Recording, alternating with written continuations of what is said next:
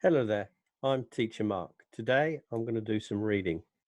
We're going to take you through two-level books from Oxford Reading Tree. So I hope you enjoy. So let's share the screen and get started.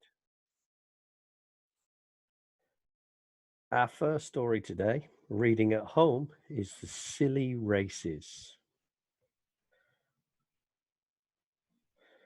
This is a series by Roderick Hunt and Alex Bryant, Oxford Reading Tree. I don't have the rights to these books, but if you go to www.oup.com, you can buy the series. There are many books in this series and your kids will love them. To start with, this is 1B, so this is for lower level students. And we've got The Silly Races. So Kipper ran. We can see Kipper running and he's got a spoon with an egg and Floppy the dog's following him. It's the finish line, everyone's clapping. And Kipper won the star and a banana. So Kipper got a banana.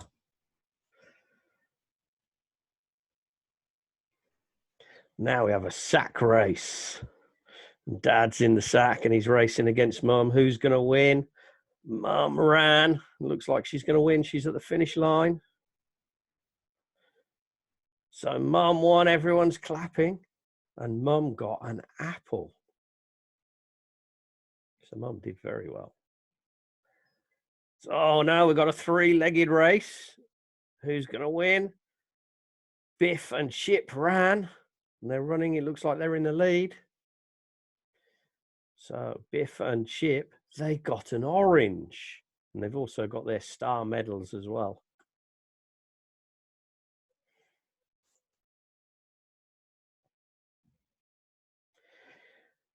Now we've got another race and they got funny shoes on. There's a flipper and a welly boot on Dad. And Floppy the dog is racing the cat. Dad ran and Floppy ran. Oh, this is not going to end well. Oh no, Dad fell in the paddling pool. He's all wet. So Dad gets a star for falling in the pool and he's got a green rubber duck. So Dad got a duck.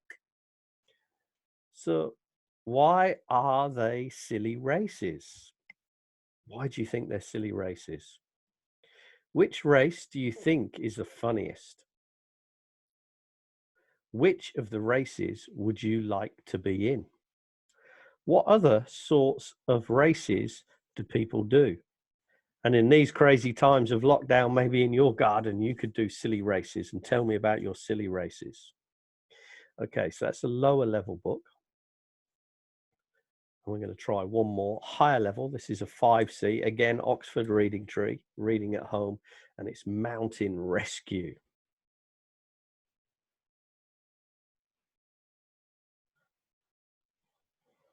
So Biff was showing Wilma her new music box. It's like a little house, said Wilma. It's quite cool.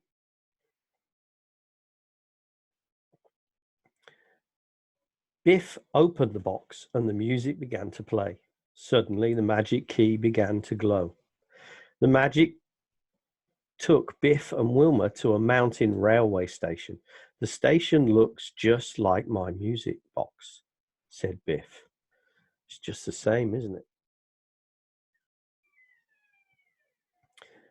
There was a big wooden horn at the station.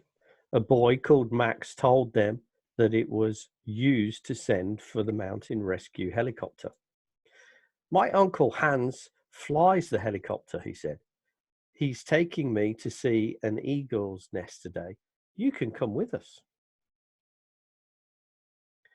The children got into a train. It took them higher up the mountain. Uncle Hans was waiting at the station. Hi, Max, said Uncle Hans. I'm glad some of your friends have come with you. We can see the helicopter at the top. Uncle Hans and the children went up a steep track. They saw some people climbing a steep rock. That looks scary, said Biff. So they're actually mountain climbing at the back behind them. Just then, Uncle Hans' phone rang. I have to go back, but you can see the eagle's nest from here, he said. There's a lookout point with a telescope. The eagle was sitting on her nest. Suddenly, she squawked and flew into the sky. A man has climbed up to see the nest, said Biff. He's putting the eagle's egg into his bag. Oh no, the man's stealing the egg. Put that egg back, shouted Wilma. The man looked up. He saw the children watching him and started to run. He's going to the station, said Mac. Quick, let's follow him and get the egg back. They slipped and scrambled down the steep path. At last, they reached the station. Wilma ran up to the man. We saw you take an egg from the eagle's nest, she said. The man was angry. I didn't take an egg, he said, and he opened his bag. There was no egg inside. Suddenly, there was a shout. One of the climbers has fallen, said Max. He must call the mountain rescue team. Wilma ran to blow the horn, but the man tried to stop her. Give me that horn, he shouted, but Wilma pulled it away from him. And we can see the man dangling from the rope. He's hanging on the edge. Oh, this is terrible. Wilma looked at the horn. He's hidden the egg in here, she said. The man started to run, but Biff tripped him up. Crash! Max took the egg and wrapped it in his jacket to keep it warm. Then Wilma blew the horn. Brr, brr, brr. The mountain rescue helicopter flew into the sky. Everyone cheered as the climber was lifted to safety. The helicopter landed and Max showed Uncle Hans the eagle's egg. We must put the egg back before it gets cold, said Uncle Hans. Uncle Hans climbed up to the nest and put the egg back. The eagle saw the egg and flew back to her nest. 3 big feathers floated gently down to the children. The eagle is saying thank you, said Biff, as the magic key glowed. Look, there's a wooden horn on your music box now, said Wilma. How did it get there?